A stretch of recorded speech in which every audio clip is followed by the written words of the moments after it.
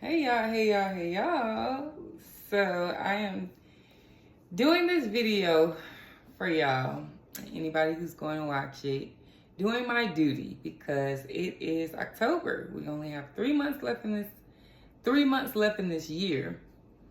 And this month is not only Breast Cancer Awareness Month, but it's also DV Awareness Month. It's Domestic Violence Awareness Month. Now, the beauty in that for me is that this is also my baptism month. So it's a lot for me to unpack, but here I am doing my duty and here to speak on this. Now, I will say as I begin that I can sit and talk about certain things comfortably because I'm not ashamed of the things that I've gone through at the hands of others. I'm not ashamed of the things that I've had to experience, right? Because I was born into trauma. And a lot of times what happens is I've never claimed victim, but ultimately I was a victim, but I've never claimed it. I've always claimed survivor because when I was in the experiences, which is multiple experiences, and we'll get into it. When I was in it, I always knew that I was going to overcome it. I always knew that I was going to survive it. I always knew that I would get away from it and get out of it, right? And yeah, I always knew that. So I am a survivor, never claimed victim. But again, for the sake of the video, I was a victim, right? And so in this video, I will be telling ugly truths, right? Now, this is something that I do teach others in my coaching that they should do and get comfortable doing, which is telling yourself ugly truths. A lot of times we lie to ourselves, we suppress things, we make it seem like, no, it wasn't that bad, or no, it wasn't that, or no, it wasn't that. But we have to tell ourselves the ugly truth because a lot of times the truth is ugly, but speaking the truth is ultimately what not only helps heal you, but it sets you free, because the people who have inflicted things upon you are banking on you to be ashamed about it and to be silent about it. That's what they're banking on you to do. Be silent about it, right? And so, yeah, I speak up and speak out about it with no shame. Now, I do have me some tissue here just in case I get a little cracked up.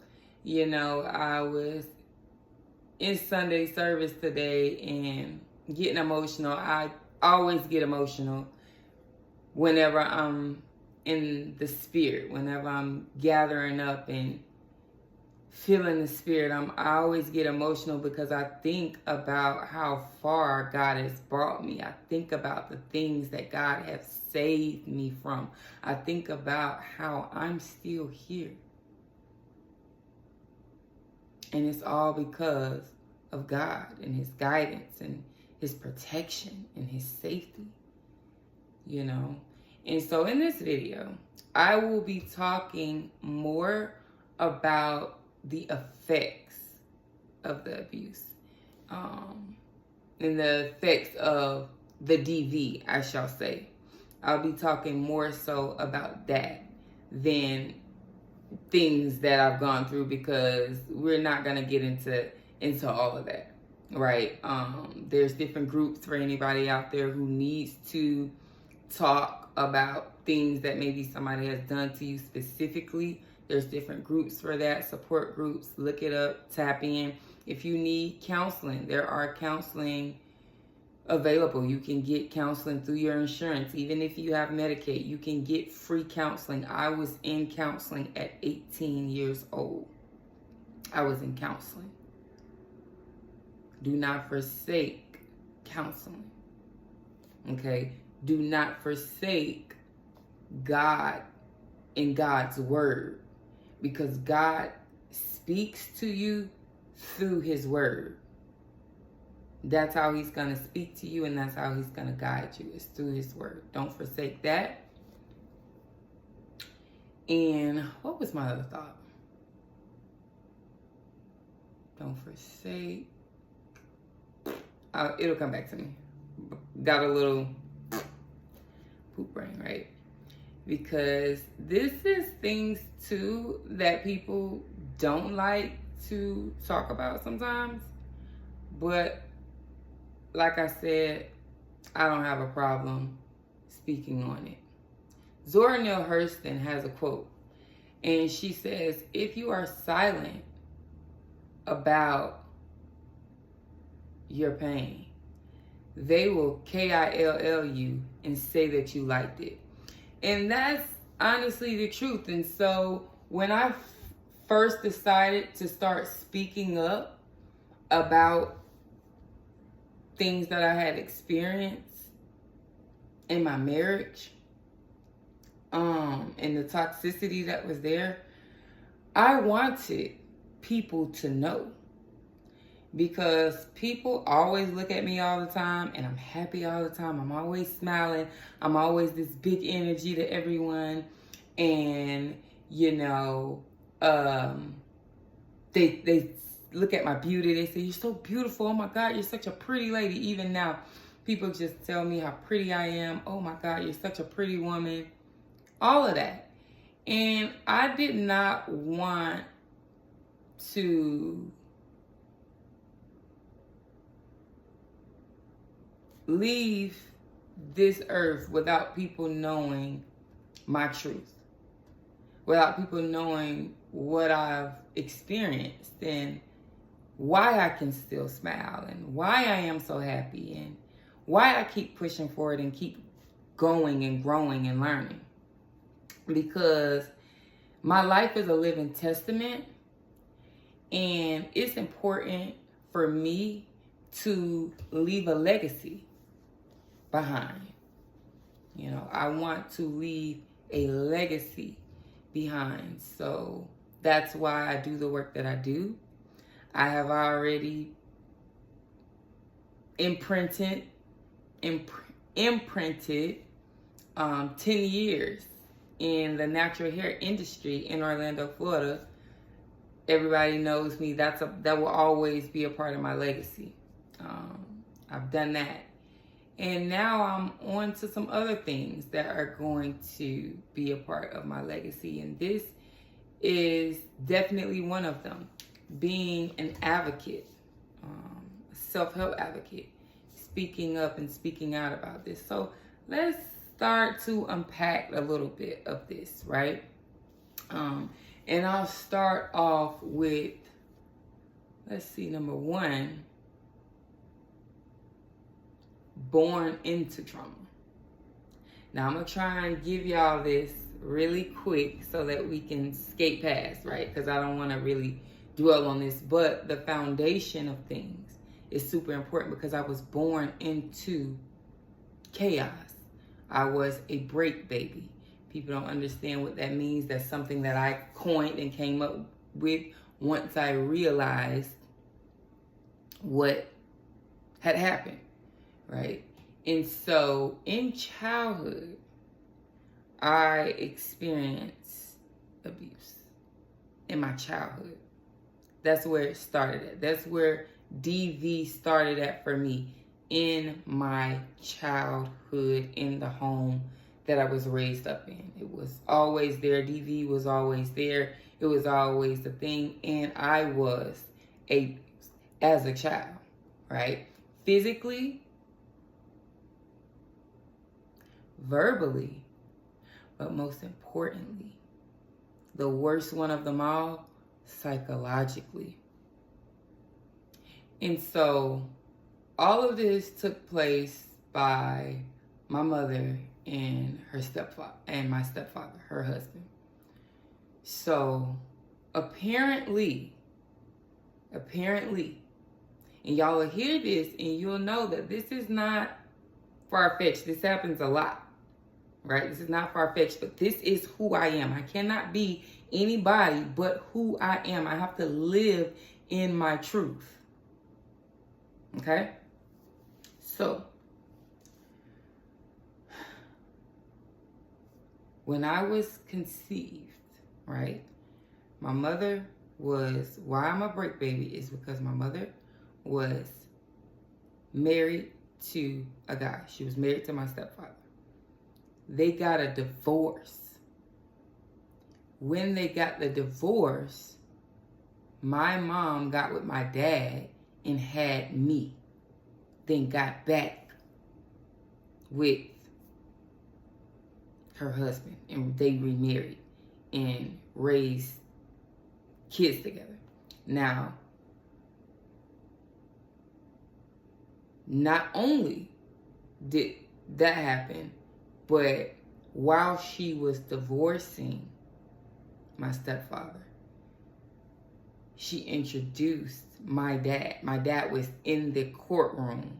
He was there while she was getting a divorce.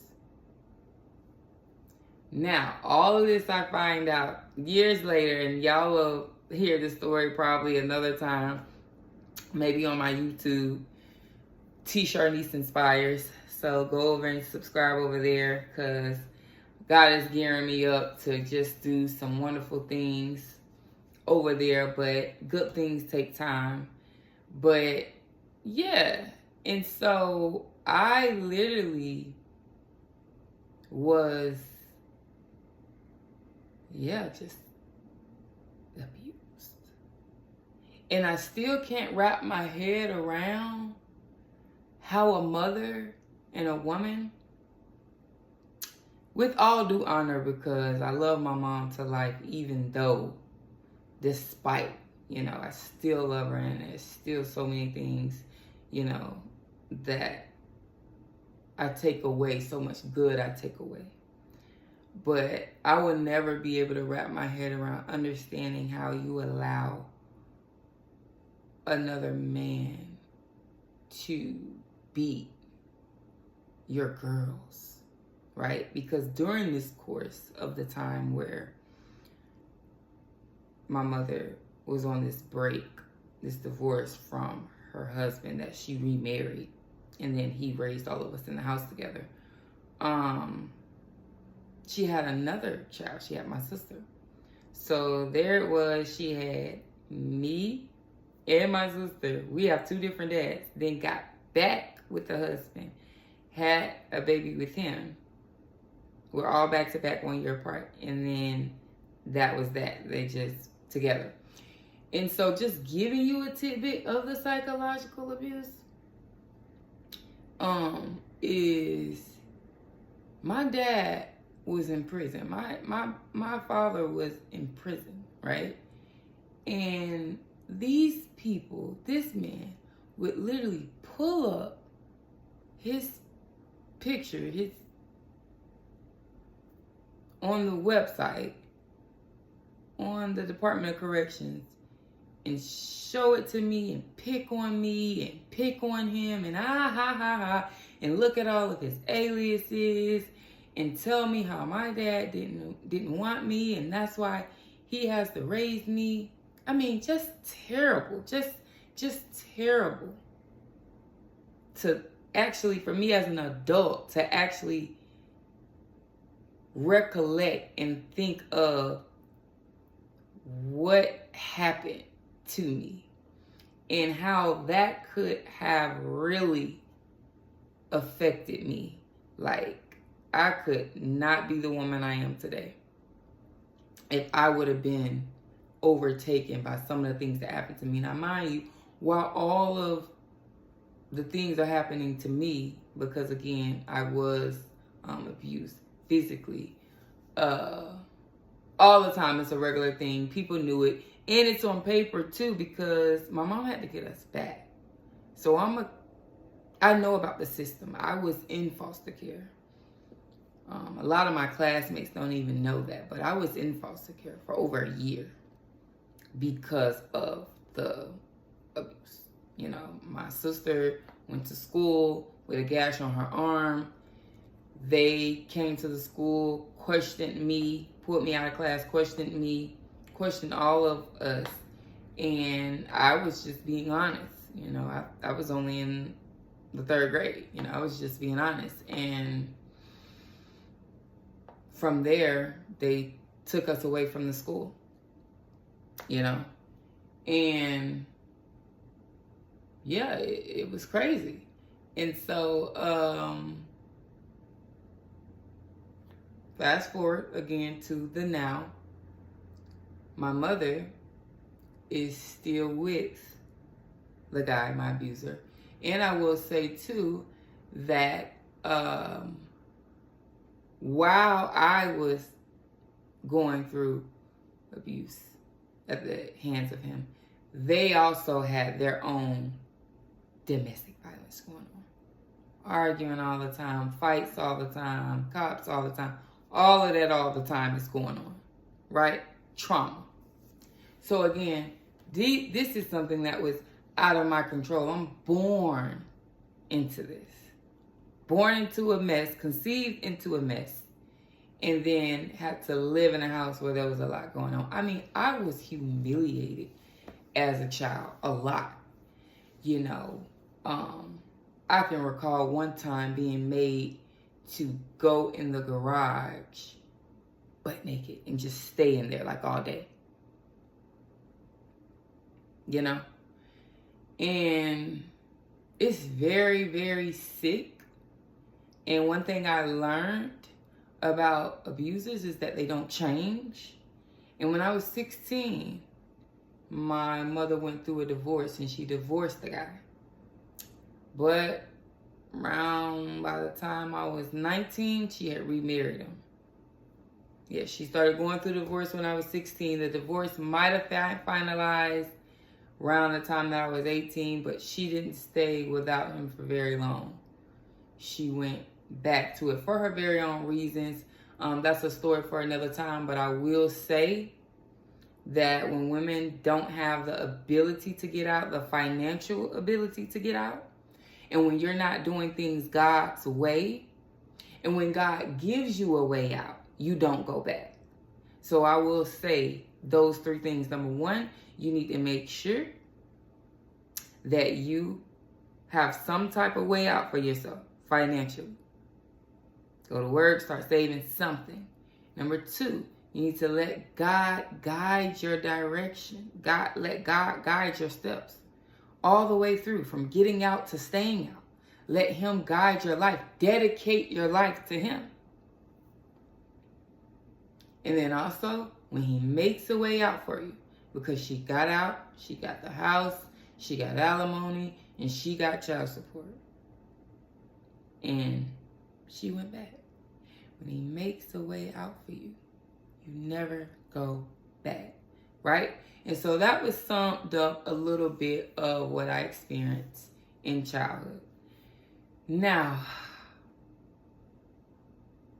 on to the bigger bulk of the issue. Which, before I go on to, I will say too, that I'm also a survivor at the hands of a few other people that I need to address on this video. Which is my brother, as well as my cousin, right? Because when we had went to foster care, we were there. And then somehow my aunt, an aunt of mine, had got us, right? And she had got us and I guess wanted us to be in the family. I don't know, but she wound up getting us and we went to live with her.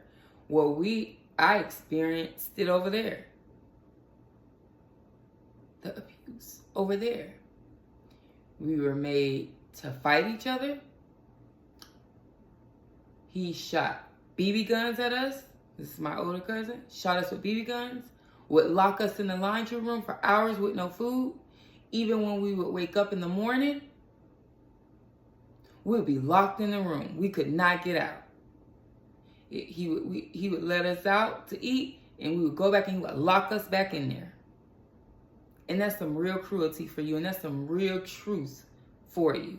Now, these are all things that I just experienced as a child. As a child. And one thing I will say about survivors, of DV is that every human being has a will to live. Nobody wants to perish. Nobody wants to feel pain. Nobody wants to hurt. Every human being wants to live and to live healthy, right? And so even while I'm telling you this, I want you to remember one thing. And that is that I am a generational cycle breaker. Breaking up cycles, one link at a time. I am a first generation boss as well. Okay? I represent wealth and health. That's what I represent. And I told my daughter that. And we were having our conversation over dinner tonight. I am building something right now and creating something right now for the next generation. Right? Because my past and those people there in my family, there is no health and there is no wealth.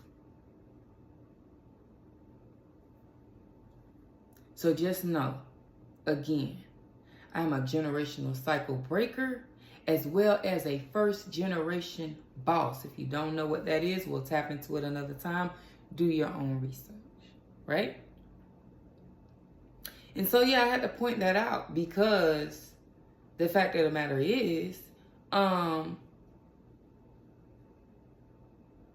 people are so ugly. People can be so ugly. People can be so ugly, right? And so fast forward, I'll give you a little bit of, my marriage. I was married for 12 years, got married at 19. Mainly, too, after seeing fornication in the Bible and learning exactly how God felt about it. I got pregnant. I got married. Well, I was 9 months pregnant with my son. And we got married and started our life. But I went through the darkest days of my life in that marriage. The darkest days of my life. I experienced physical abuse as well as verbal abuse and emotional abuse as well, right? And so the effects of that, I do think, I don't want to use such a heavy word as grave, basically because now as a survivor, as I've gotten out, my divorce has been finalized for maybe a year and a half, but we haven't been together in about 4 years. We were separated for 3 years and waiting on the divorce to finalize. I had got away. And now, as I am here, it's so much for me to unpack every day because it's like I literally worked so hard for my family and to keep my family together and to do everything right and make everything perfect. And in the end, I had to leave it all there and walk away from everything and start completely over because of that desire to live. Because if I stayed, I would not be here today. Things started gradually getting worse and worse, and that's one thing that you should understand about toxic environments and toxic situations and toxic people. The more you allow them to abuse you, the more you allow the behavior, the more you allow it, the worse it gets.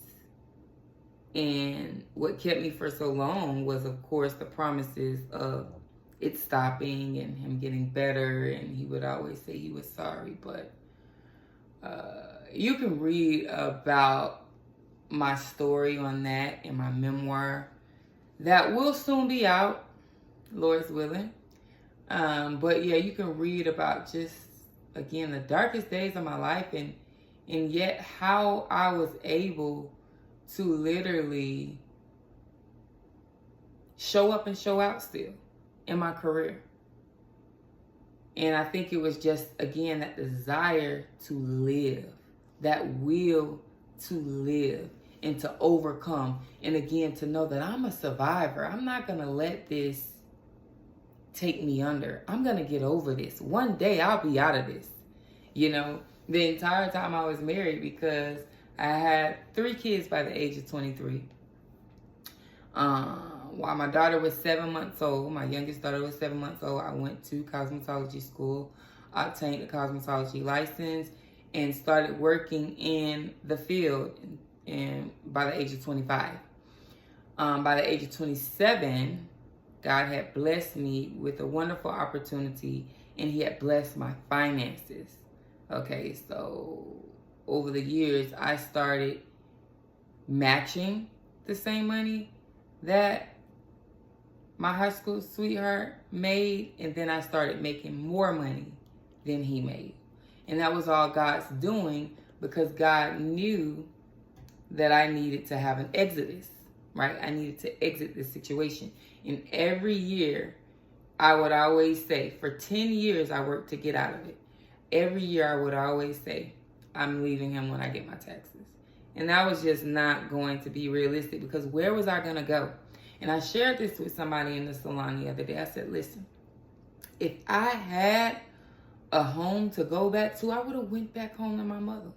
I would not have stayed so long in the marriage. But that was not the cards that was dealt me. That was not the situation. There was nothing to go back to. There's nothing but trauma there, dysfunction there. There is no family to go back to. The extent of my family, I'll just lay this right here too, is that everybody who is supposed to be there for me, and everybody who is supposed to love me, they don't. All they do is hurt me and make me be alone.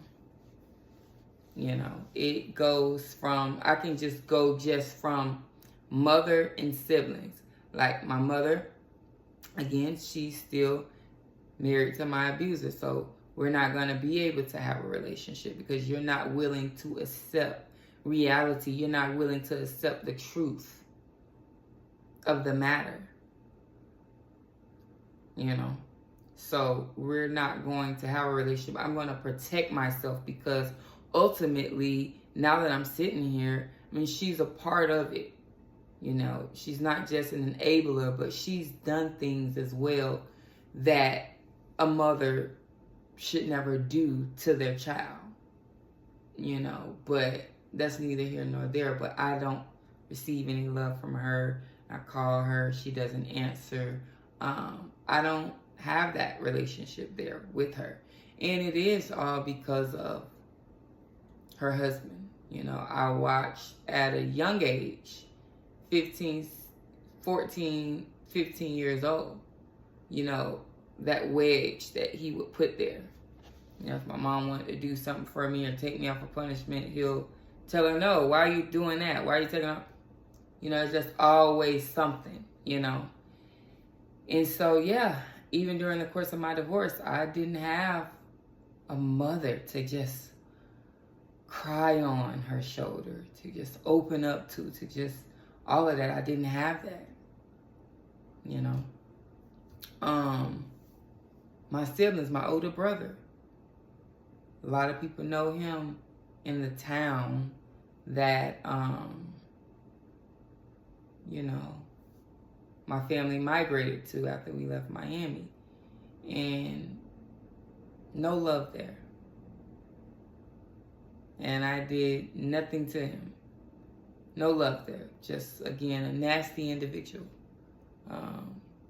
Just going into it, he was upset about something that happened, which he's always been very, very weird to me, because he would always kind of come around. I remember him coming around. I had just gotten married, and we didn't have much, but we had an apartment. You know what I'm saying?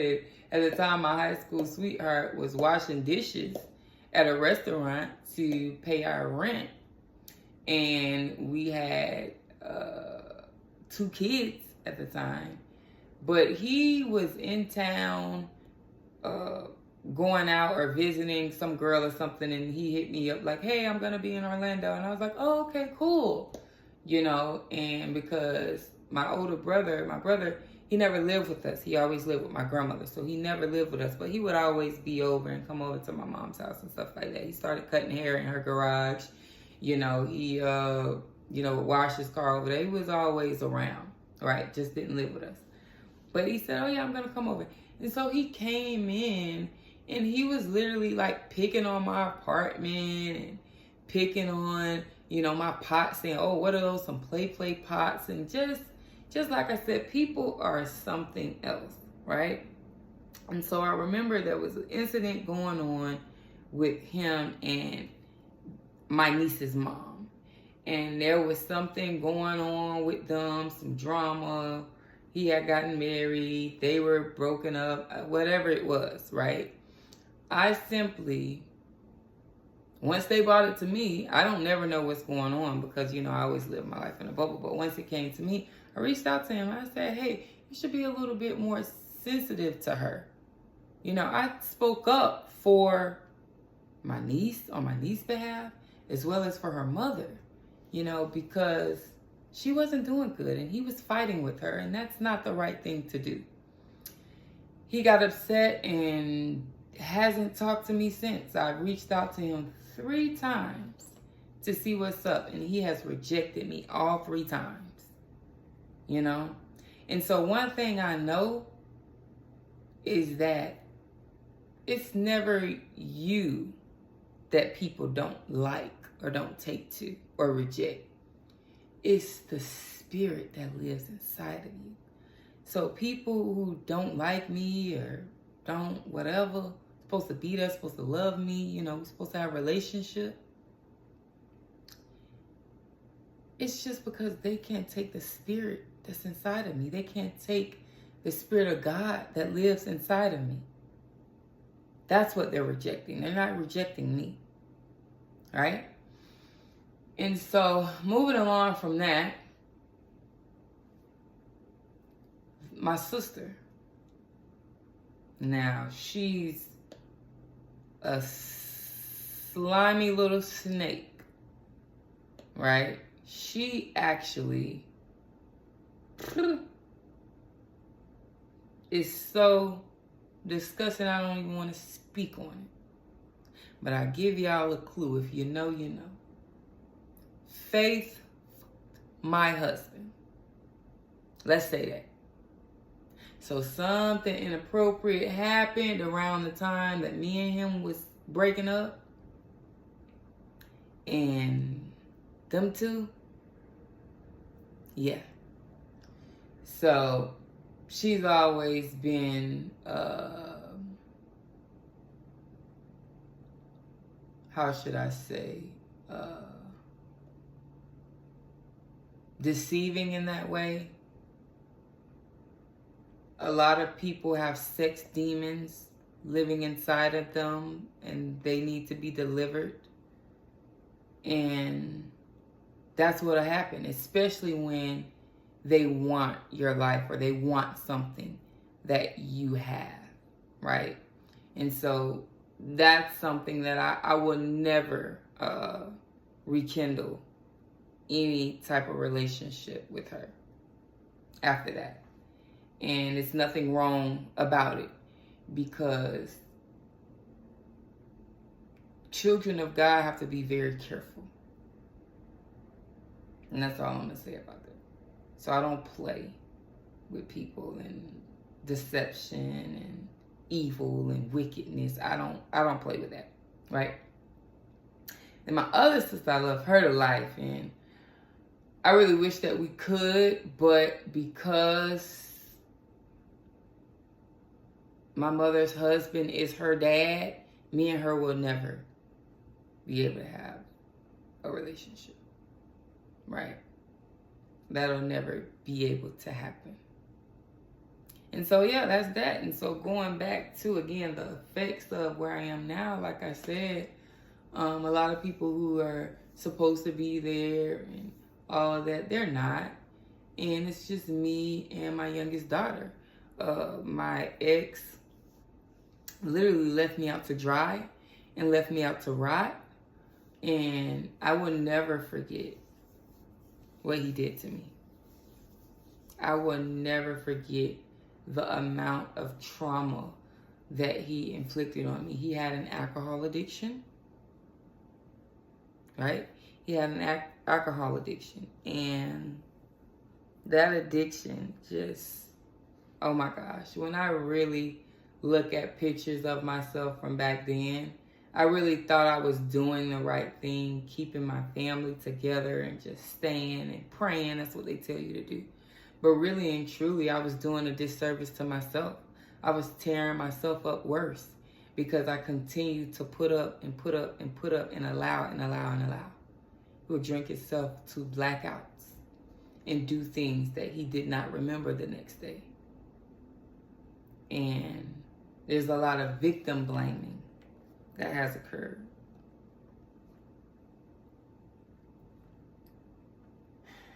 Let's see if I have a thing on here. Victim blaming is the act of holding the victim of a crime or wrongful act either partially or wholly responsible for their experience.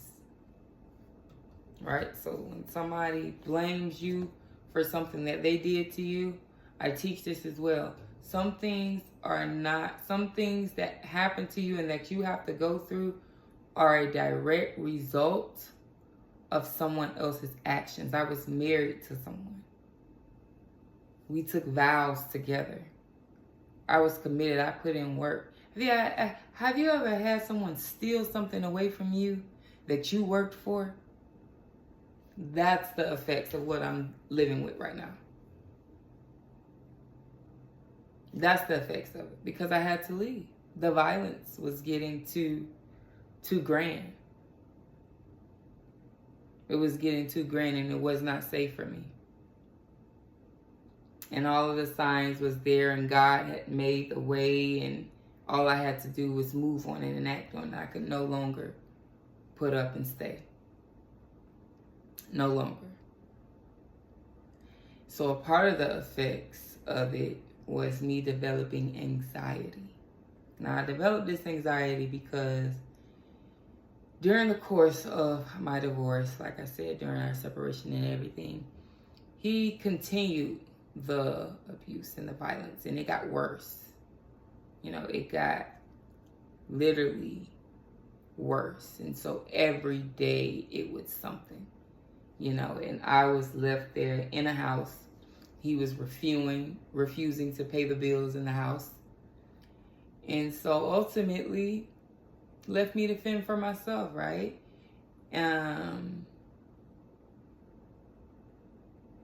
When we ended and he left basically. And I'm not even getting into how that happened, but yeah, he left and I told him to stay gone.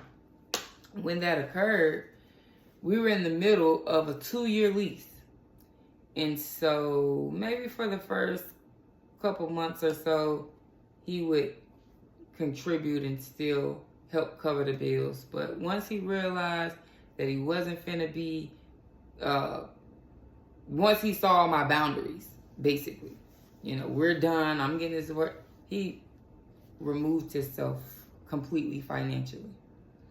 So I was there paying all of the bills alone, as well as all of the bills for my business alone, because once he left, doors was open for me. Once I removed him out of my life, doors opened for me, and I literally opened doors. I had first opened some suites, 2 suites, salon suites, had employees, everything, writing checks, everything, writing people checks, everything.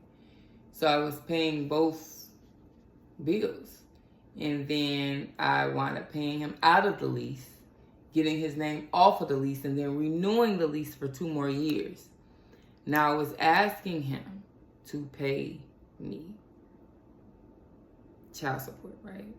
Because that's what you do. You know, we're not going to be together anymore, but these kids still need to be taken care of. Well, he didn't want to do that. You know, we went back and forth, and I didn't want to fight in court. I was proposing an uncontested divorce. That's what we wound up having. And mind you, this is, people take it lightly, and they don't really realize that I am a survivor. I literally got away. I got away from somebody who was harming me, somebody who was hurting me physically, verbally, and emotionally.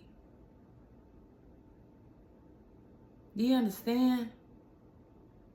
And then hurt me financially, hurt me socially, turned everybody on in my congregation on his side. And that's what these manipulators do.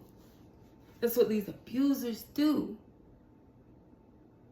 Make everybody think that they're a good guy. He makes everybody think that he's a good guy.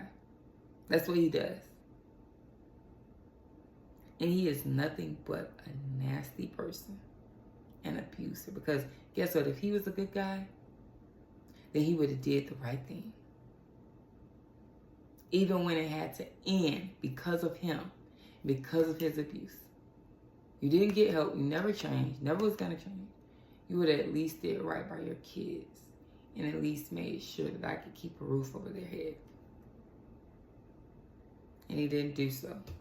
In the end, our 2 oldest children, we had teenagers, started bucking. And there was a spirit of non-cooperation in the house. A lot was going on there. And he had already started telling them that they could come live with him. So that's what they chose to do. And that's how he got off from having to pay me anything. So I walked away with just me and my daughter and my health, my sanity. And I decided that I would start over. And so here I am. I relocated to a whole nother state to start over and start my life over and breathe fresh air. And I would say that it's a lot of rest involved in my life right now. I am so tired. I am just so tired. I don't have the energy that I used to have. You know, even when it comes down to running my business and doing my clients, I am so exhausted, really. And so that's what I was praying for in church today is, Lord, just give me more strength. Because I've been through so much trauma, you know? And ultimately, with my high school sweethearts, like, everything was supposed to be promising. Like, we were supposed to have a promising life together. Like, I'm not supposed to be going through this right now, right? But again, I have to face reality and realize that you can't make somebody do something at all. You know, you can't make somebody do something that's not in their heart to do. You know, I left one situation and jumped right into another one. I left home, got married because I had a child young. You know, my high school sweetheart, we had our daughter, our oldest daughter. I was 17. I had her in high school. I left from that abuse thinking I was going to be safe with this guy, and then this guy just abused me, you know? And so that's my truth. And so, you know, I just wanted to do my due diligence, or do my duty, I shall say, to speak up a little bit on it, because like I said, it's so much to unpack, right? I'm never going to be able to just, you know, it's no way, and we've been on here 45 minutes, there's no way that I can sit here and unpack all of that in that time, nor do I want to or care to. But I will say that I had developed the anxiety. because you never know what's next. With his drinking, when he would be drinking and carrying on, coming in the house, you know, starting stuff, slamming the door. I'm trying to sleep. I'm trying to keep the kids asleep. Going back and forth out of the door, slamming the door, starting stuff, cussing, just being so unruly. Breaking stuff, slamming stuff.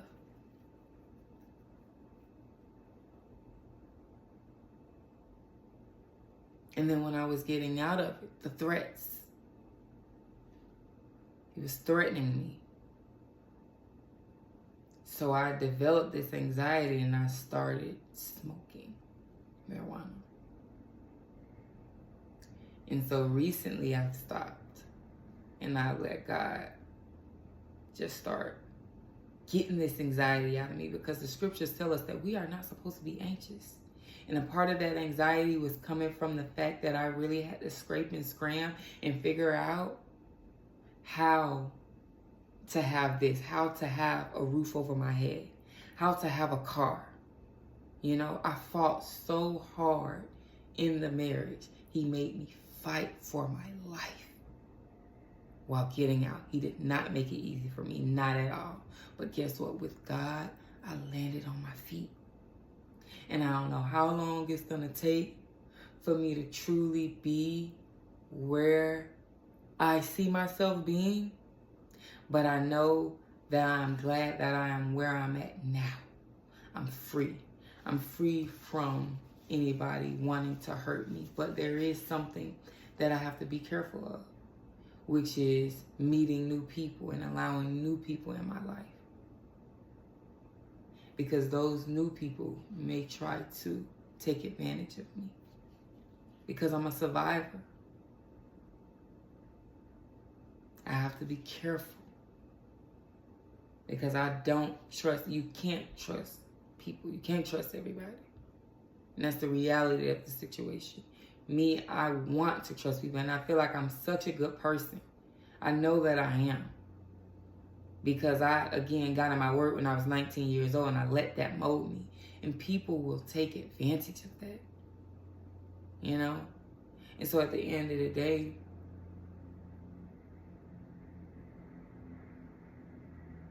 there's so much behind this beauty and this pretty. You know, there's so many things that I have overcome. And that's why I do the work that I do. Come on and talk with y'all. Because other people have experienced similar situations. Other people have experienced things. And it's not easy continuing on. It's easy to give up. It's easy to have a mental breakdown. I could be somewhere in an insane asylum. But God. And so that's my message. Because as a woman, I know that I became a mother and a wife before I ever had a chance to become a woman. I know that as a strong black woman, I'm only strong because I have to be. I'm only strong because of weak men. If we had strong black men, we would not have strong black women.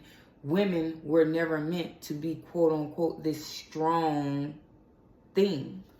But we have to be strong because we have to fight with our men. We have to fight for what's our God-given right. We have to fight so much. Because a lot of men and guys think that they don't have anybody to answer to. They live their life with no conviction. They think that they're King Tut and they're the end-all be-all, and they can just beat on a woman, and they could just talk down to a woman, and they will literally chip away at you until you're nothing. I am mentally strong. Mind you, you didn't hear me say I went through mental abuse, because God gave me my mind. And a mind is a terrible thing to waste. And that's why I encourage you, anybody still watching this video, speak life over yourself. Believe and hope, not in man, but in God. And trust in him for your exodus, for your exit out of a situation. Trust in him for your deliverance out of a situation. And go through whatever you got to go through. And don't give up and don't look back, and definitely don't go back to the violence and the toxicity. And then you'll see how God will restore you and make everything new again. Because that's the part I can't leave out. That where I'm at now, everything is new. New me, new car, new house, new area, everything. And I know that God is not done yet. He has not begun to unfold everything that he is going to unfold for me. It's just a process. And I have to trust the process, and I have to stay aligned with him. Right? And so it's a lot of learning involved. I had to learn boundaries. I had to learn standards. I had to learn how not to let people walk over me and take advantage of me and promise me things that they're never going to do. I had to learn this. And so, yeah, I mean, that's all I really have for y'all. I mean, I hope that this helps. It definitely makes me feel good just to speak truth, because people will tell so many lies. My name was also slandered during the course, of course, my divorce. But I'll leave y'all on this, because this is something that I was just thinking about now. The entire time that I was in my marriage and it was toxic and DV going on and all that, I was happy. You know, I was happy, right? Like I said, happy all the time, everything. Because one thing about it, how I maneuvered was, I could have been up all night. This man could have kept me up all night. This is what they try and break you. Keep me up all night, and guess what? I still get up. I still take those kids to school. I still make sure everything is okay. I still make dinner. I still go to work. I still do everything that I gotta do. Nothing is going to stop just because you put me through hell last night. Right? So I was still happy. Right? But when I got out, I started to experience joy. And now I have joy, but I'm not always happy. I'm not happy with a lot of things in my life right now. Because again, I had to cut my losses. What I worked for was stolen from me. Right? And so now I'm more aware of when somebody is trying to take away my joy. Because now I got joy. And joy is better and bigger than happiness. I'm going to give y'all this right now. Because happiness is a temporary external emotion triggered by specific events. Right? You can feel happy. I'm happy. Like they said, happiness is temporary. It's an emotion. I feel happy because something happened, because somebody did something to make you happy or something happened, right? But joy is deeper. It's a lasting, internal state of contentment and peace, regardless of external circumstances. God is so good, y'all. This is what God has given me. Joy. And if you do not know the fruit of the Spirit, I urge you to find out what they are, because joy is one of them. And joy is something that you should never allow somebody to take from you once you accomplish it. Again, joy is lasting, internal. It's a lasting internal state of contentment and peace regardless of your external circumstances. And so that's what I will leave y'all with. Again, I'm on this road to everlasting life ultimately, and just living my life every day. And so again, I am a survivor, and I just pray here for all of the women that have went through toxic situations and violent situations at the hands of a parent or at the hands of a man. You know, I pray that you start taking the steps to get out. If you've already gotten out, stay out and just open up your word and trust in God's word, because God will never forsake you. God loves you. He heals you. He provides for you. He protects you. You know, and that's what you got to trust in. Okay. So I'm signing off until next time.